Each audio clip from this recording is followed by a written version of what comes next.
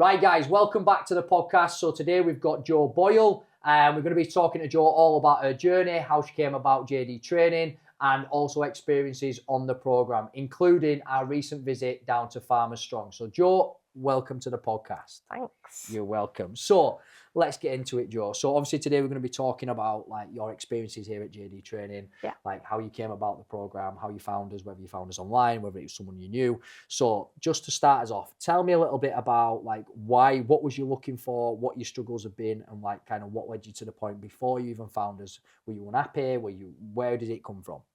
I was doing Slimming World for years and had been since I was 18, basically.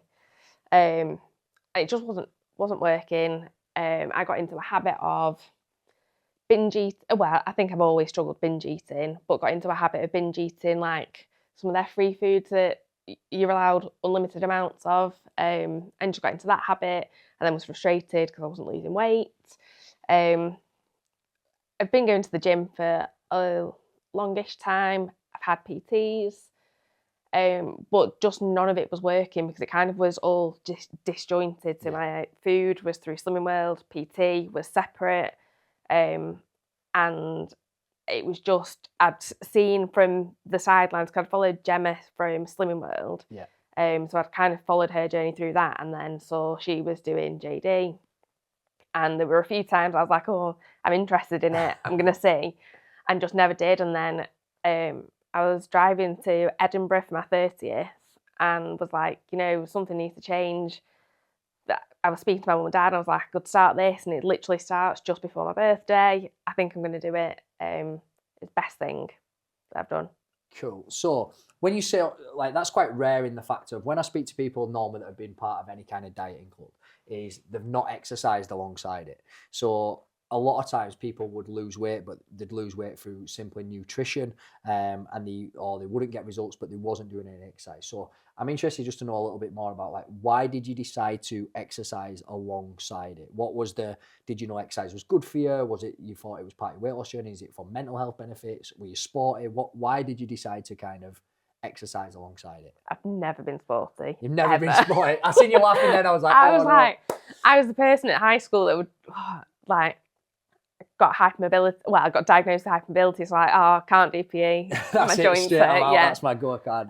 But why did I start? I started going to the gym because one of my best mates was going, so I kind of went alongside her, and it was a social thing, and she's hench as anything, so I would follow whatever she was doing, but I kind of got into that mentality as well of, I'm going to the gym because I want to lose weight, or I would go on park runs, and I would go on park runs because I want to lose weight. And then because it was conflicting with what I was eating with Slimming World, and a lot of the mentality with Slimming World was kind of a bit like, oh, sometimes when you exercise, you might put weight on, like the numbers on the scales might go up because muscle weighs more than fat and things. Or that's what they said. That was how they went by it. So it wasn't, I didn't really know an awful lot about it. I would just I want to lose weight, I'm going to try and do something else alongside Slimming World. But like I said, nothing correlated. And when I've had PTs in the past, I did do one program similar to this, and she was a great coach, and then she got pregnant. All right. Baby's getting in the way. Baby's got in the way. And we know all about that with mine. But she was incredible, and that was very similar to this. And like I did a lot of journaling work with her as well. Nice. Yeah. And then when I stopped with her again, like I signed up to a PT, but it was like one session a week, and there was nothing about nutrition. And yes, it was fun, and I enjoyed going and doing the sessions, but there was nothing there that kind of was all in sync and helping. Yeah. So going back to that, I think a really good thing to discuss is like what you were saying there about like with exercise and kind of these diet clubs saying that obviously they can cause the scales to go up, which they can, but what they don't tell you is the fact that when them scales go up, obviously it's inflammation. And if them scales are going up, that you're not creating body fat. And I think a lot of people, that's where they kind of go wrong, or they say, oh, well, my friend lost like, let's say 5 pounds in the first week. And what they're not recognizing, of course, they're dropping water and glycogen, which is carbohydrates, which you do on any program, but also you're not holding on to any muscle tissue. So any tissue that's coming off, it's body fat, it's muscle, etc. Whereas actually when you're calorie counting, let's say, when you're exercising, you're holding on to that tissue. So that's the real important factor behind it, is yes, they do say that, and there is some truth in it. And that's why that kind of misconception and misinformation out there. But the difference is like, obviously when you lose weight on a program, you hold on to muscle, you drop body fat, that body composition now you actually look is going to look very different to, let's say, you lost 10 pounds of any kind of tissue. So that's kind of where that comes from. So you said previously you'd kind of, before joining, you'd had some success with this female PT. So tell me why, because I'm always interested. One, because obviously we want to improve the program, that's always my goal. But two, I'm always, success leaves clues. So I'm always interested in what was the difference with her. You mentioned journaling. What was the difference? I did a lot of face-to-face stuff with her. Yeah. So that was quite good. It was a female-only program. Okay. Run by a female, and she's the same age as me. Yeah. I don't know. I think maybe like she did do kind of journaling side of it, and then she did do nutrition side of it as well. So it was very, like I say, very similar to kind of what JD is. And she would do like nutritional calls sometimes, and there was the online aspect of it as well. So the difference, kind of what you would say, is kind of people that are taking into consideration the time outside of the gym. Because one of the things that 11 years ago was actually the start when I started selling, let's say, 16-week packages. So I'd been in the industry 16, first 5, getting to know like the gym environment, getting qualified, like getting experience with people, with all different kinds of people and different kind of classes and environments and group training and one-to-one. But the biggest thing that I did quite early on in my career is I only accepted people onto 16-week programs. And the reason for that is I recognised that people needed to be on a program rather than a one-off like training session. People needed some support outside of the gym. So do you think that was the difference then? Yeah, and I'm pretty sure with Emma that we had to sign up for like a block, like with this, because it held us accountable as well. Yeah. And it was like the weighing in, and like you say, it was the things outside of the gym as well. So we would do workouts and she would give us workouts, but it wasn't just that. It was, we had like some mindful sessions where it was journaling and coming up with, we did like a mood board one week of like setting goals for ourselves. I don't know, it's kind of, it has to be everything. It can't just be one thing. That's in my opinion, and that's why like I think JD has worked for me, because it's not just nutrition or it's not just exercise, it's everything, and it's about the whole person. Yeah, I agree. Obviously, you can see from the way that my program's laid out, it is a 16-week habit-based coaching. We do 4 weeks where we focus on education, accountability, how you set up a breakfast, how you set up your dinner, how you set your evening meal, before we even set targets. And that's probably been one of the pushbacks to what we've had, is I need to count calories straight away. And I've always said to people, look, everything you've tried previously hasn't worked, otherwise you wouldn't be signing up. And if that hasn't worked previously, we need to understand why. And my big thing is I think people lack education. So I think nowadays people are pushed, all right, this is your calorie goal, this is your protein goal, this is your step goal, get on with it. When actually them goals can be very different depending on your lifestyle pressures, etc. And the way them numbers go together is essentially like people with more activity get more calories, people with less activity. So it's very individual. And I think just to give someone a calorie goal, and like I said, we get a lot of people that decide not to buy or purchase the program because they're like, I don't need education, I did that at school. And it's like, well, you clearly do, because that's where I believe the gap is. So you saw Gemma. Yeah. What point from seeing Gemma's transformation, I'm guessing that's what brought you onto my page. Yeah.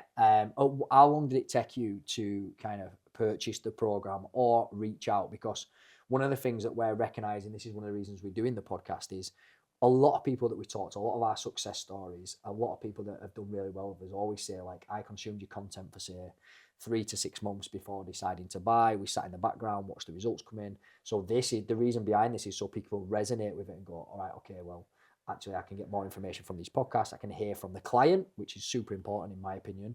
But also it might speed up that buying decision, which gets them to take action earlier, which means they get to their results earlier. So how long was it, and what was the deciding factor? I know you said Edinburgh. Yeah, it was probably about probably about 6 months. Was it? Yeah. Sitting Yeah. in the background and just kept seeing your name popping up, and I was like, I'm just kept pretty, clicking on. I'm pretty constant. I don't even think I followed you. I think I was just like kept clicking and just like scrolling, and I was like, oh, I'm not gonna do it. And then I think as well, like we've had a lot of stuff going on personally at home. Yeah. And then a lot of stuff that's just completely out of my control. And I think maybe over the past like 2 or 3 years, the priority hasn't been on me. Like my priority hasn't been on me. My mum and dad's priority hasn't been on me. Just because of whatever's been going on. And then when I was, I'm saying turning 30s, if like I was nearly dying. I've been through it. My next one's 40. That's depressing. For me, yeah, it's depressing. But for me, do you know what ages, like you're talking there, like age has never been a thing for me. Like I'd had a serious job, couple of houses, like I never grew up until I had kids, me personally. That's probably a man thing. But like, yeah, these milestones for me, it was having kids. For you, it's turning 30, can be that thing that triggers us to go, like reflect and go, where can I take? So yeah, I think like in my head, I'd always been like, oh, like for my 21st, I'm gonna be this weight or this size. Didn't work for my 21st, and I was like, right, for my 30th, I'm gonna get to this weight or this size. Didn't quite get there. So I was like, something has to change. Like the things that I'm doing are not working, and now that I'm turning 30, I need to be a little bit selfish and start prioritising me. And I know that I've spoken to you like many times before about the fact that like I've got to, before I can start helping other people or doing anything else, I've got to look after me as well and fill my own cup. So that was kind of it. I spoke to like family about it. I was like, I'm gonna try this. Things haven't worked previously. Looks like it'll fit in with my lifestyle. I can do it. And I'm just doing it for me. I'm not doing it for anybody else. And it gives me a focus for me.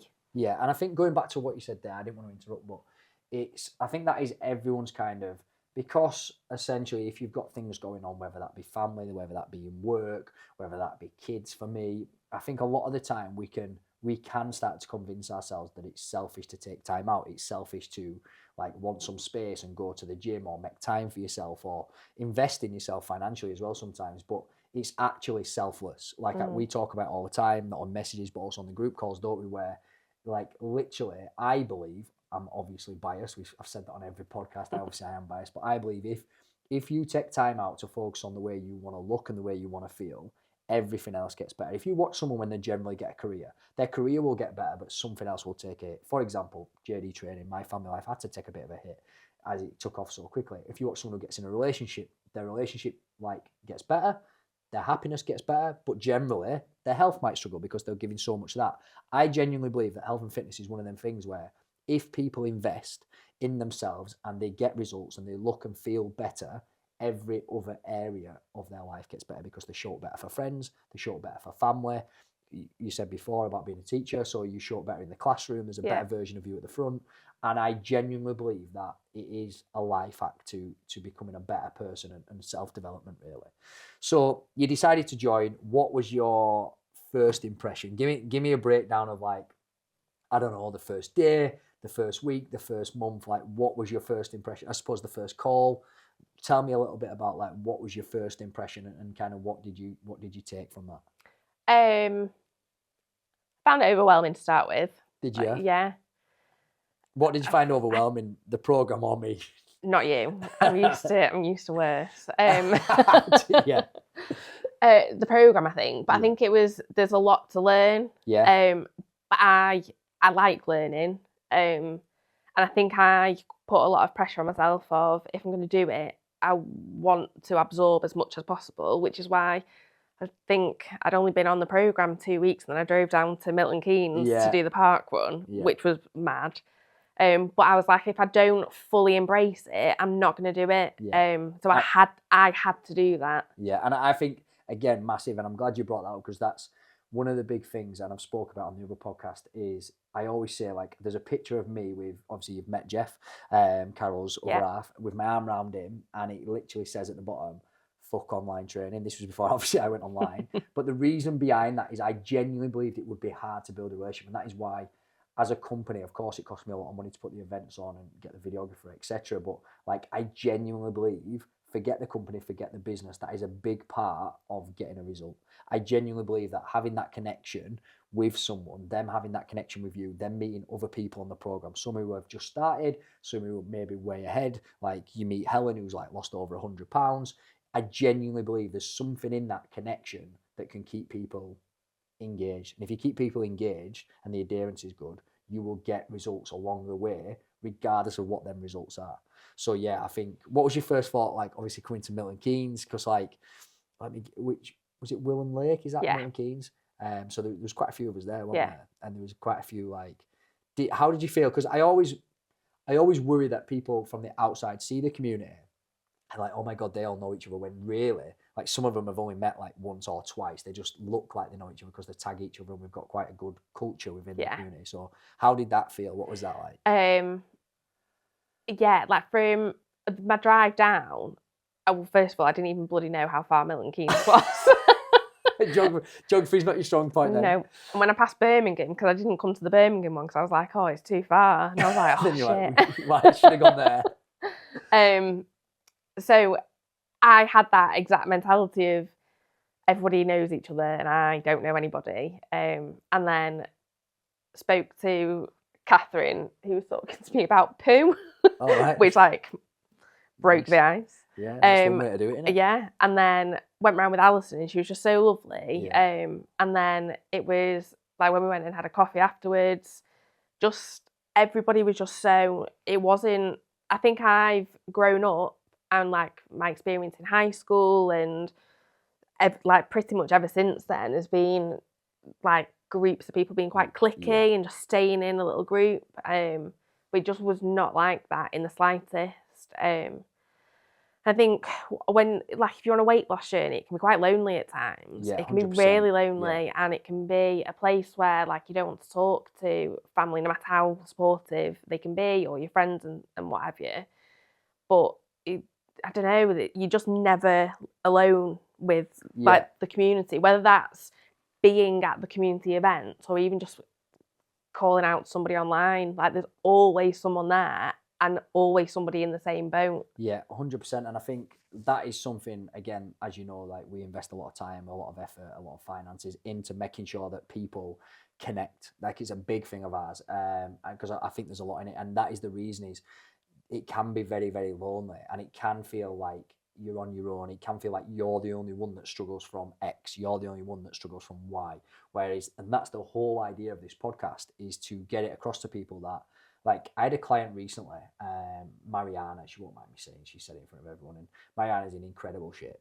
She's now deadlifting over 100 kilos. And she put in one of the groups the other day, like, she'd had, I think it was like nearly 3,000 calories before 10 o'clock. And everyone was gobsmacked. But the chain effect of that is, like, people started coming out and being like, yeah, I do that.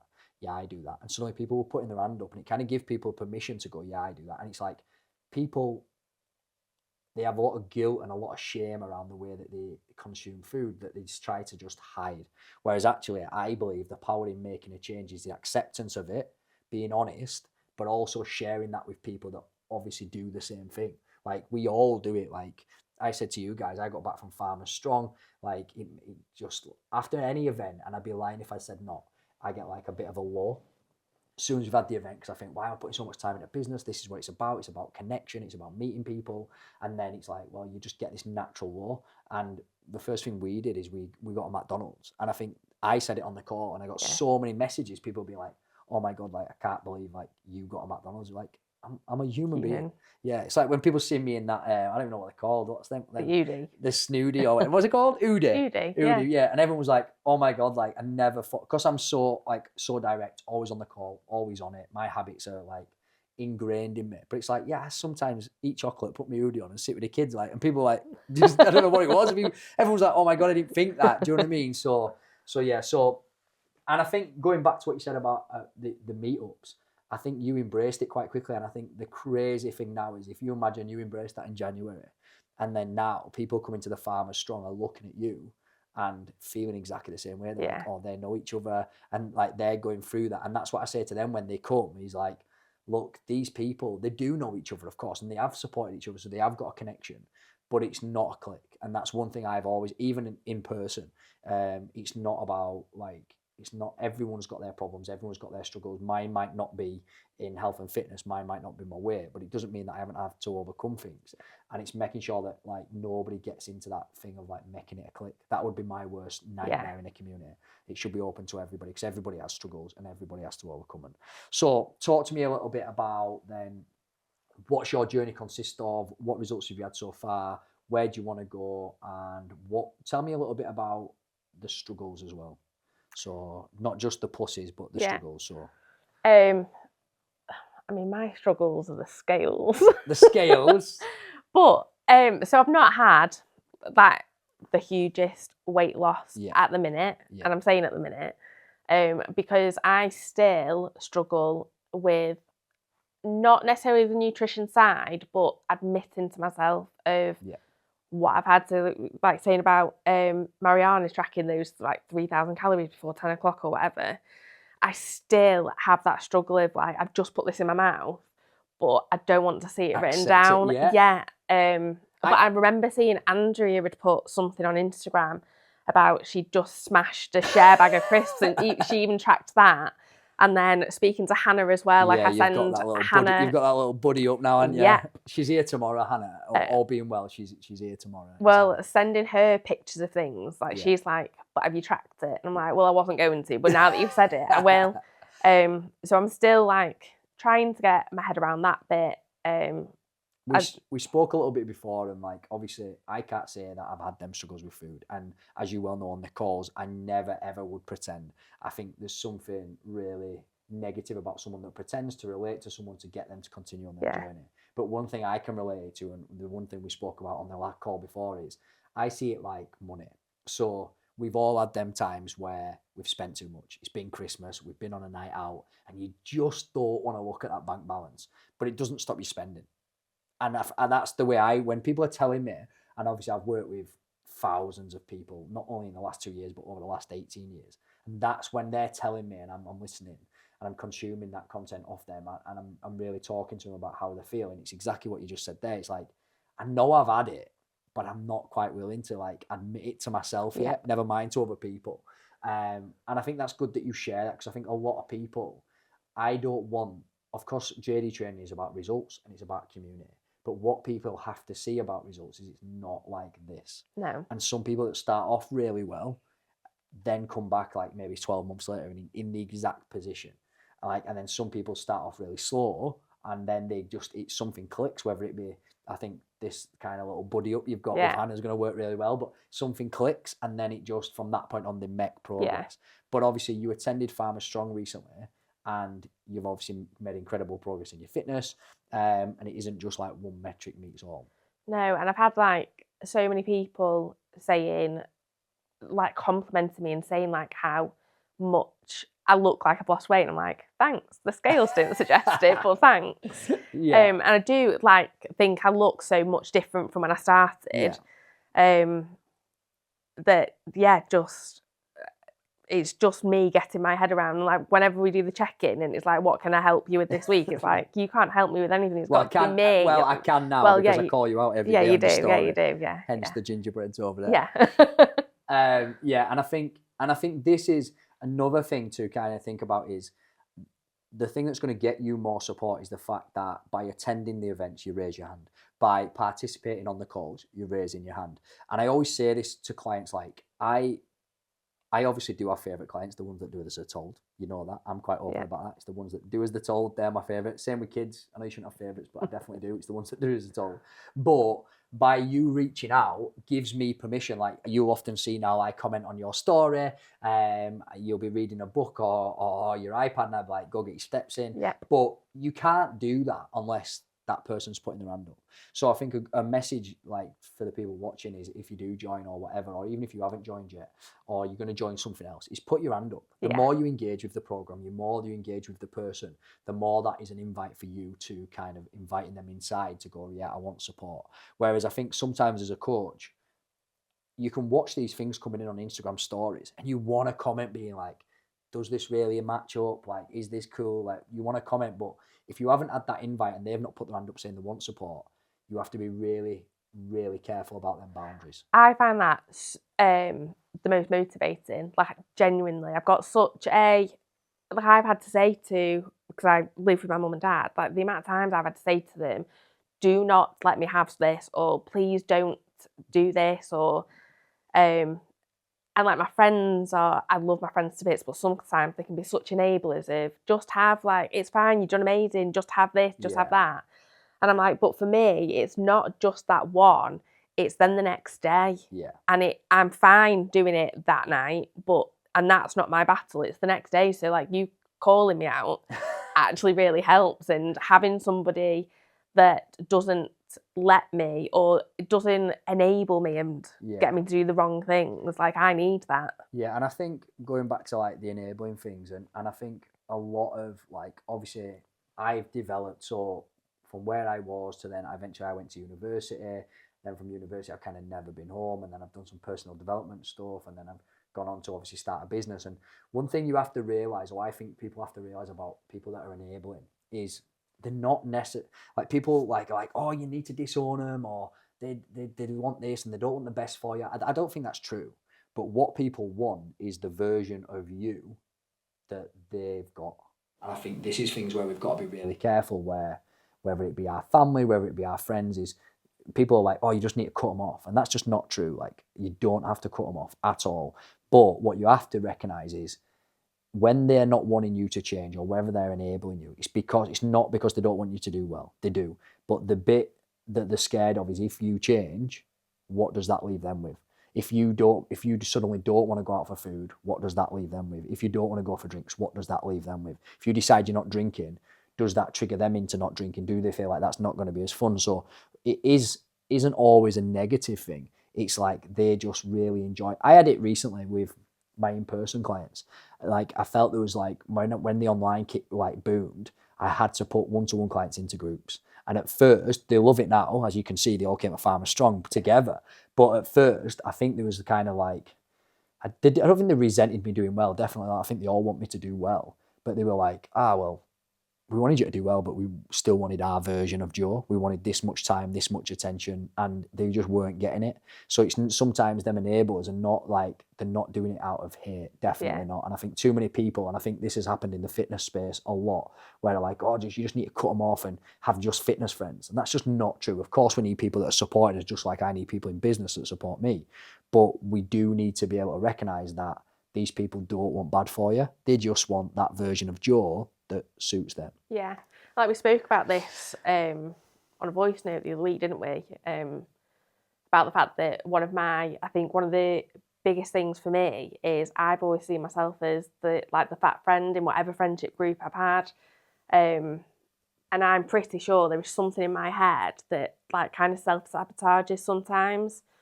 The fact you've just said that, right? Let me just stop you there. The fact you've just said that will resonate with so many people. Because obviously when I said it on a call and then you voice note me like, oh my God, like, I think that's just hit a real note with me. Like, the reason I say that on calls is because I've met a lot of people over the time that's exactly it. Sorry, carry on.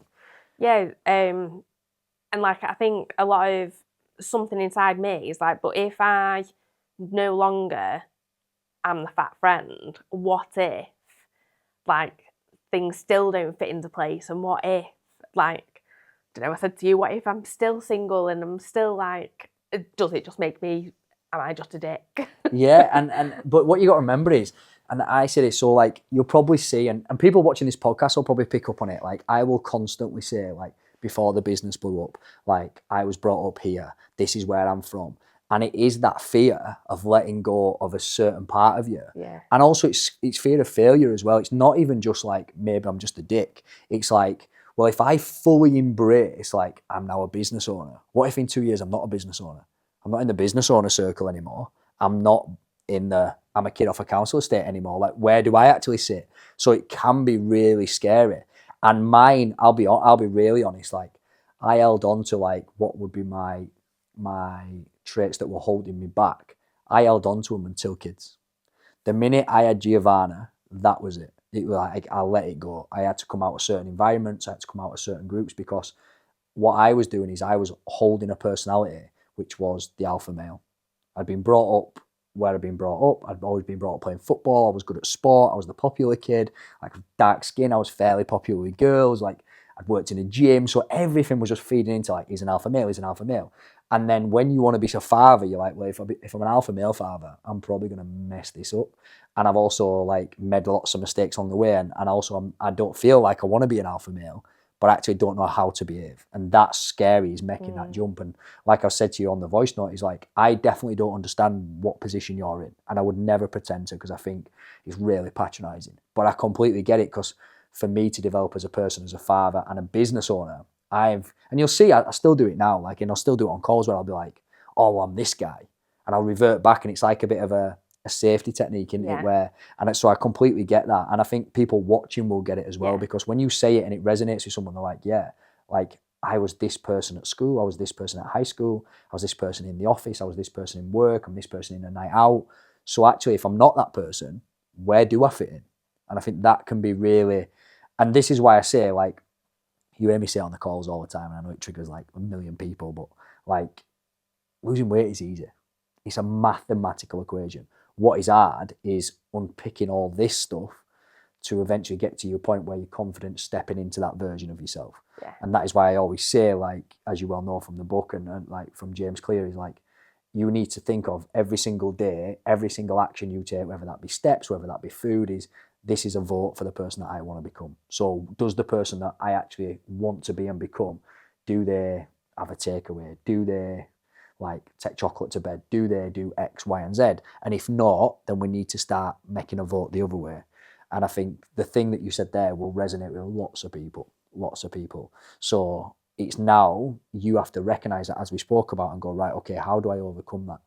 Like, and that can be sometimes, it can be stepping away from people for a little amount of time, but also it's doing the honest work, like you have to, buddying up with Hannah and going, do you know what, I'm gonna track everything, so then I know where I'm kind of going wrong. But yeah, I think there's something bigger in that than just calories in, calories out. And I think that's why people generally go wrong. And that's where connection comes in. Because if I'd not met you in January, if you'd not been to the events, if you'd not been on the calls, I don't think you would have opened up about that. No. And that is why we put a massive emphasis on connection. As you well know, like, it sounds a little bit off key, but I've done like the calls from like the CBeebies room in when we've been away. Do you know what I mean? I've done the calls from Legoland. I've done the calls, and the reason I do them calls is because it gives people an opportunity to connect. It gives people an opportunity to put their hand up and go, like, I don't understand this, or I'm struggling with this, or it's just one day closer, one connection closer to someone opening up about what they're actually struggling with. Yeah. Because calories in, calories out is the truth.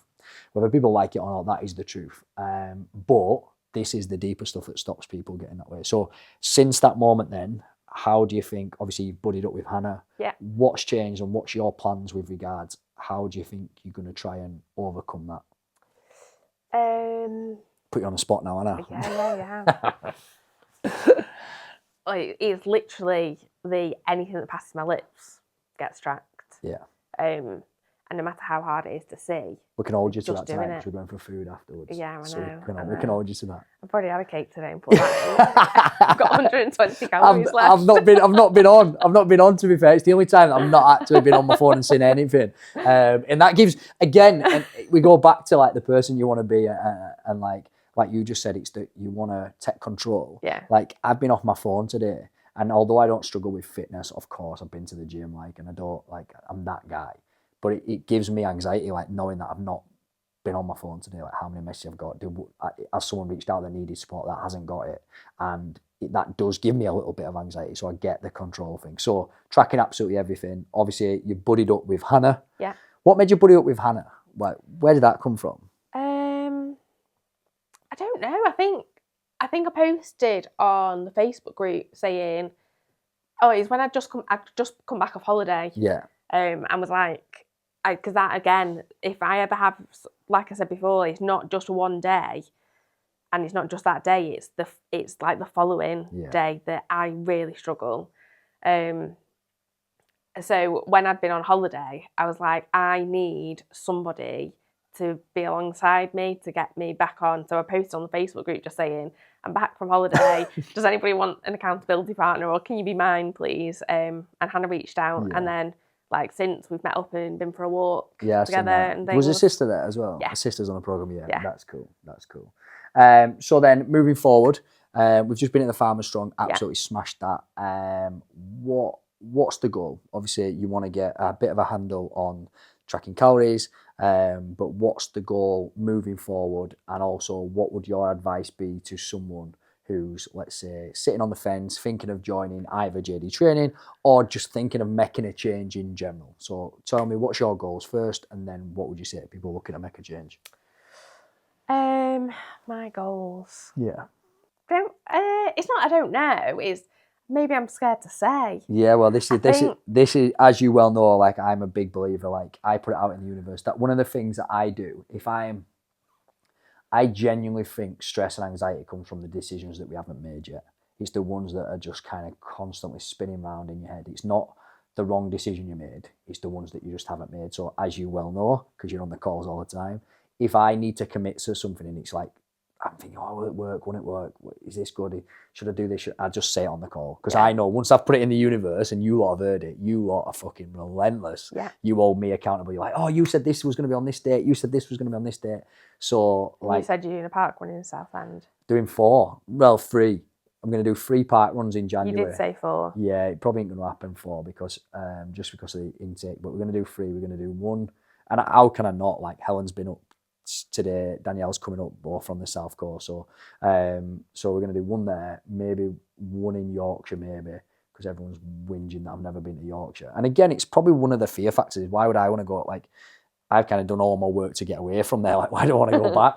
And then 1 up here as well. So yeah, and that's what works for me. I put it out into, like, I always say I never talk about something I could be triggered upon. So I will sit on thoughts that maybe I could be triggered on until I put them out. But once I've kind of gone, right, okay, like I recognise this is a weakness and I know it's a weakness, so I don't have to worry about being triggered. I just put it out there. So yeah, let's nail you down. I don't know when it's going to get released, by the way, but let's nail it down and let's go by this point I want to. And it doesn't have to be a weight goal. It can be a tracking goal. It can be a personal goal. It can be a career goal. But what is the goal? What is the goal over the next, say, 3 to 6 months? I want to have lost a stone by December. Big shout, that. Yeah, that's because we've got Lowood. Yeah, we've strapped it on. That's a big goal. You've gone from like, I'm not saying, to like a stone before December. Well, I was speaking about that this morning. I was like, I could do that. It is doable. Of course it's doable. Just got to be the want, and I've got to want that. It is doable, but what you have to realise is, like, obviously anything's, like 2 stones doable, but it's like, what does that take? And from a reverse engineering, and we still want it to be enjoyable, do you know what I mean? But yeah, it is doable. So that's that one. Yeah. And have you got any others? Sticking to the calories, because then that's going to enable that. Just making sure I get to all the events and things, anything that's going on. Like, booked to do the Lowood one. I booked that this morning as well. Nice. Just to make sure that I'm still being there and being accountable for everything, because it's not just that online. No, I like the checking in and things. Yeah, I think, like, obviously you've drove up today. I genuinely think connection is the key. And I know, obviously, I said at the beginning of 2021, this year is all going to be about community. It's going to be about connection. And then probably about June, maybe a bit before that, the business took over, and then now we're finishing strong with a couple of events and the podcast, and then they'll finish with a Lowood. But that's generally I would rather do that than spend it on other areas. That for me is marketing. So when I think of events, although obviously we don't make money on events, we don't even cover costs on events, but I go, right, that's marketing, because that is putting out into social media what I want us to be about. Yeah. All I want us to be about is results and community. That's what I want JD Training to be about. I don't want it to be about anything else. I don't want it to be about me. I just want it to be about results and community. And if we can put that out there, then we're going to attract people that essentially want that. So lastly then, what advice would you give to someone, even, it might not be about JD Training, but what advice would you give to someone who's maybe like in that position you was driving to Edinburgh, like looking to make a change? Like, what advice would you give to them? just plunge and do it. I'm very much a thing. I have to write positives and negatives down. So if I'm not sure about something, I have to write down what are the risks, like what could go wrong, but what could go right. And if the rights outweigh the wrongs, then it's worth trying. And if things haven't been working, then there has to be a change. Yeah. I don't know. I just think, what is the worst that can happen? Yeah. A lot of it is going to be financial. Yeah. But I don't know. Money's man-made, isn't it? Yeah. Don't you know fine well? Don't get me started on that. Like I genuinely believe our real currency is our time and energy. I genuinely believe that. And like for me, it's more about where you put your time and energy is way more important than where you put your money. Well, and it shows with regards to program. People can sign up, but if they don't give it any time and energy, it's not going to work. No. It's not a magic formula. So for me, that's absolutely massive. But again, going back to what you said, for writing things down, for me, like I've tried all kinds of things from a personal development perspective, but the actual physical act of writing things out, for me, it's just like a circuit breaker. So like if I type something out, it doesn't have the same impact. So I have literally, as I tell you guys on the call, they're actually probably up there. I have 2 notebooks. I have like a thoughts and feeling ones and an action list. And that tells you probably a lot about how my brain works. So like I have the action list that gets done regardless, but then I actually document like how I feel as well. But the reason they're in different books is because how I feel will never ever affect this one. And the reason for that is because I concentrate on the outcome. So going back to what you just said then about potentially like what are the positives, what are the negatives, this is what I tell people all the time is stop focusing on the sacrifices you're going to have to make and focus on, like, for example, let's use you as an example, rather than focus on the fact that you're maybe not allowed to have this cake, maybe you're going to have to go out and do steps when it's dark or when it's wet, but let's focus on what you're going to gain from that. And that is confidence. That is going to the Lowood with confidence. That is going to the Lowood proud of yourself. That is literally going there knowing you've done exactly what you said you were going to do. And that's what I say to people all the time is that's why time and energy is so important, because if you put that into the right things, regardless of how you feel, you will get there eventually. So I think that's a good place to end it. Thank you for coming. So guys, thank you for watching. So hopefully that gives you an insight into Jo's story, exactly when she came on board and her experiences here at JD Training. And I just want to reiterate, that's exactly what we want to be known as, guys. We want to be known for results, but also for community.